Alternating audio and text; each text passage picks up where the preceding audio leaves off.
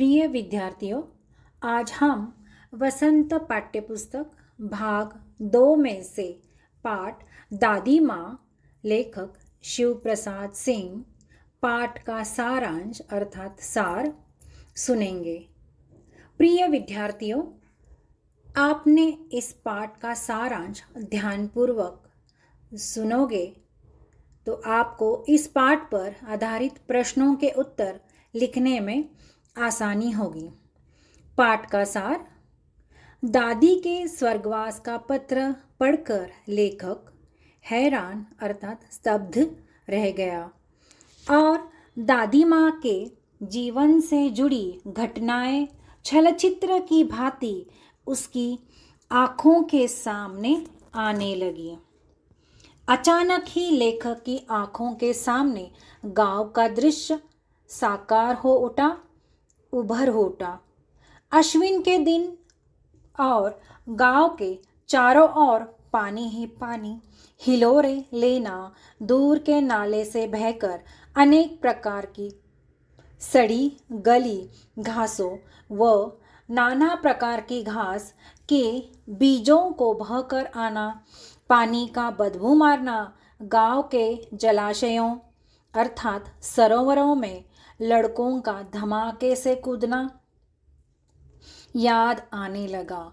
गांव में इन गंध भरे जलाशयों में नहाने की मुख्य चाह सभी में विद्यमान रहती थी, लेकिन लेखक को बचपन की वह घटना भी नहीं भूलती कि एक बार उसे ज्वर अर्थात बुखार था तो वह इस जलाशय में नहाने का आनंद न ले सका तो उसे कितना दुख हुआ था।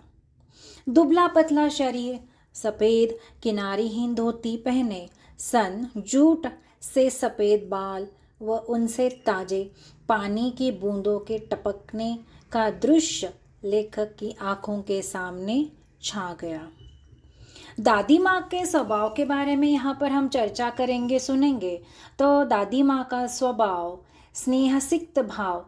जब लेखक बचपन में एक बार बीमार हो जाता है तो बार बार उसके माथे, पेट और पाँव को छूना व ज्वर मालूम करना, दिन रात उसकी चारपाई के पास बैठना, चबूतरों को मिट्टी ला कर माथे पर लगाना, वह मुंह में डालना, पीपल की छाल से पानी छौंकना, वैद्य की दवाइयाँ देना, लेखक ही नहीं गांव का कोई भी सदस्य बीमार हो जाए तो उसे पूरी दवाइयाँ व इलाज बताना उनके दूसरों के प्रति स्नेह को ही दर्शाता है।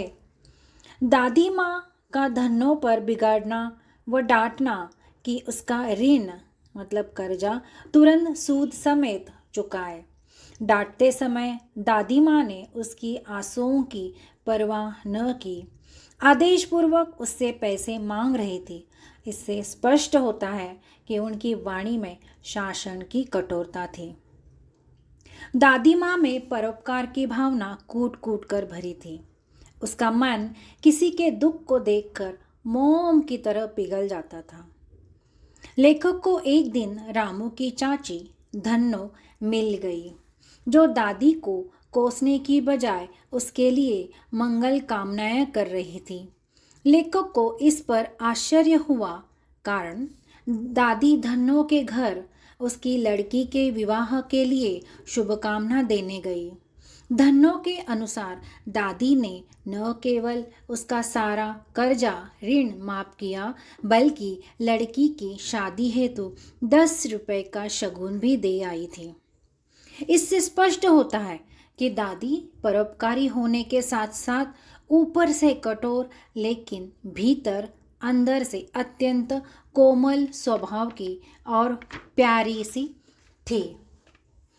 किशन भैया की शादी के समय जब केवल औरतों ही गाना और अभिनय में व्यस्त थी तो लेखक बीमारी के कारण वो भाई बिलंग के कारण बारात में नहीं जा सके तो दादी ने दोनों को चुपके से चादर में ओढ़कर सुला दिया, परंतु भेद खुलने पर दादी ने उनकी रक्षा की, वो औरतों को डांट दिया।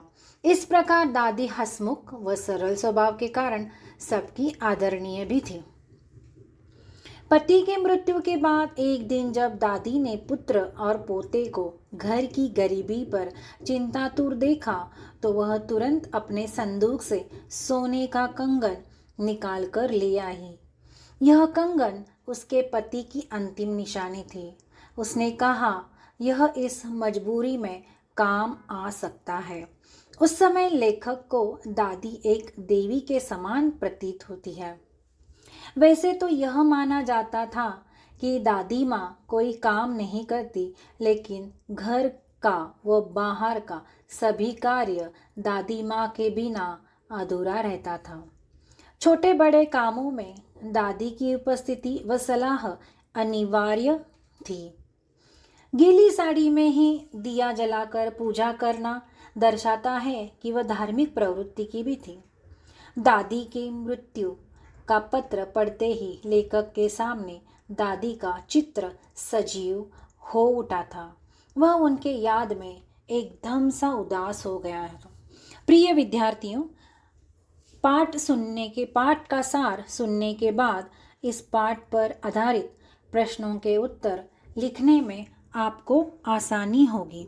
धन्यवाद।